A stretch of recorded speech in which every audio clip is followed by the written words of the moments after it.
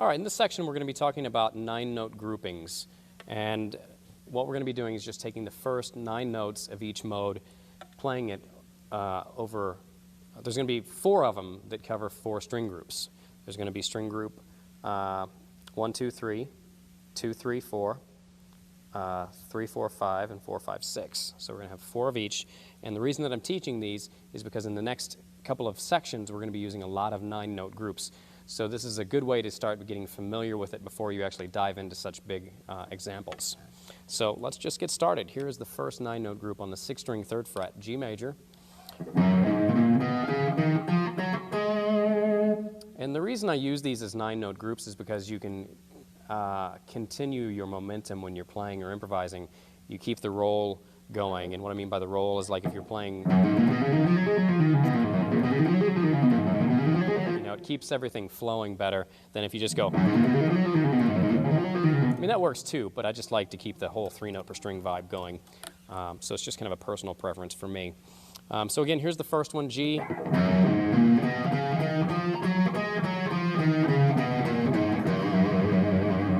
right, the next one's going to be on the 5th string, 10th fret.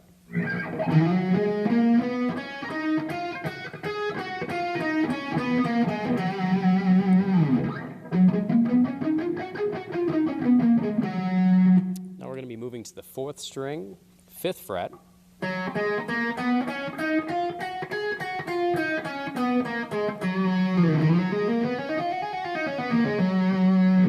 And the last one for G is going to be on the 3rd string, 12th fret.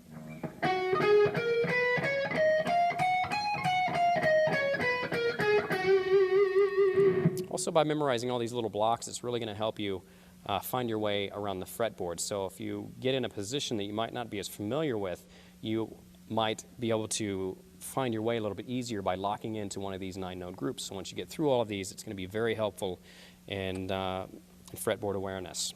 So let's continue on with A Dorian minor. Here it is first on the 6th string, 5th fret.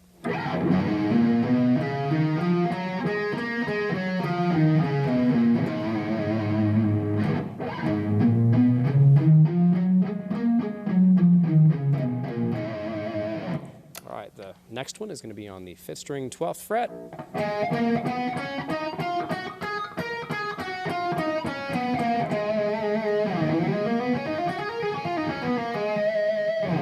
And the next one's going to be on the 4th string, 7th fret.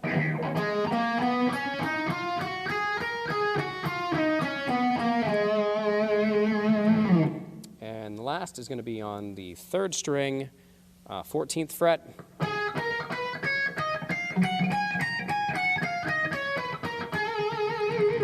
Now, like I talked about in some of the previous chapters, once you memorize these where they're first initially written out at, make sure you play them in the octave positions because most of these have 2 places that you can play them on each string group. So that's all part of fretboard visualization and fretboard awareness, is making sure that you're practicing everything everywhere that it can be applied on the neck.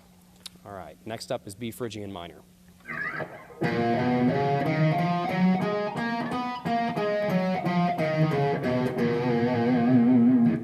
Play it on the 5th string, 14th fret.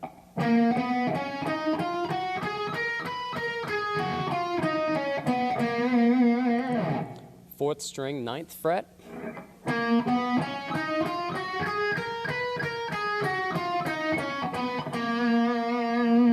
And we can play it on the 3rd string at the 4th fret as well.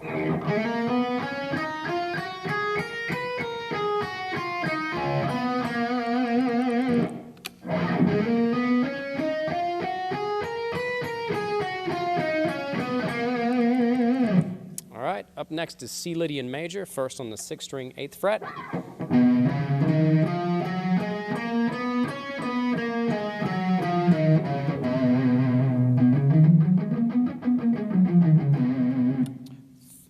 5th string, 3rd fret.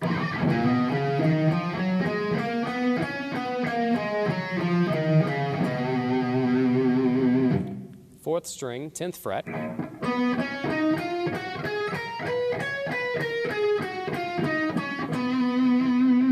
And 3rd string, 5th fret.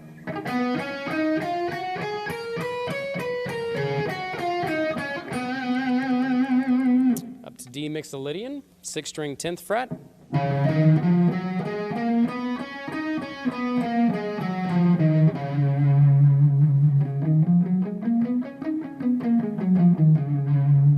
Fifth string, 5th fret.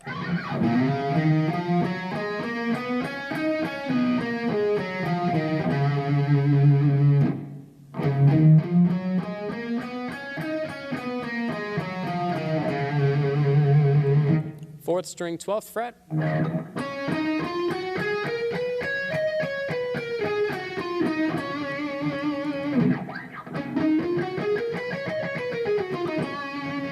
And 3rd string, 7th fret.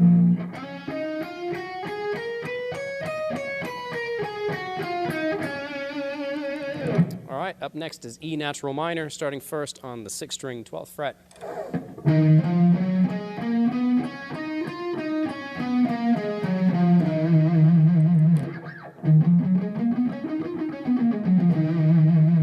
Fifth string, 7th fret.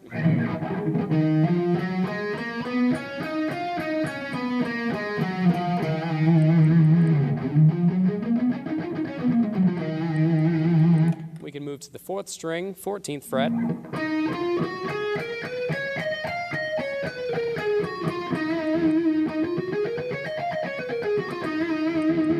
And the last one is going to be on the 3rd string, 9th fret.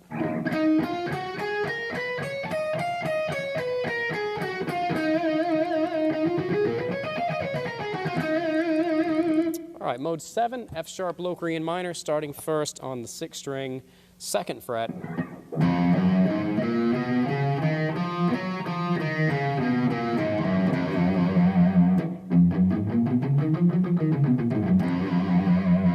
Fifth string, 9th fret.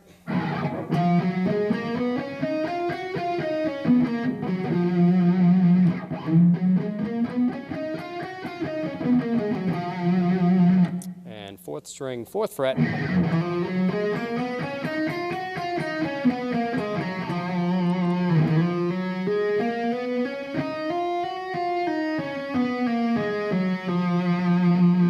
And 3rd string, 11th fret.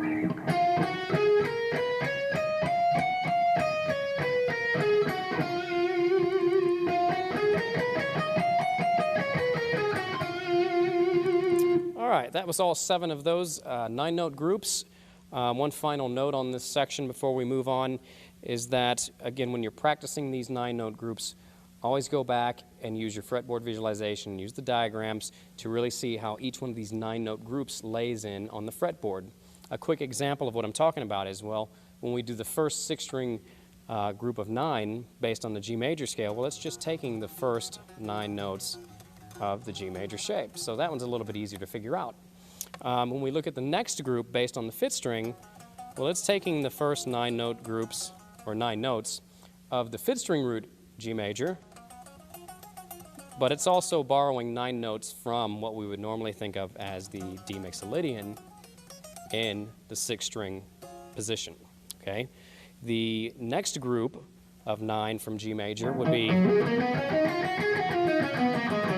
but that group of 9 comes from our 6th string root position of Dorian minor.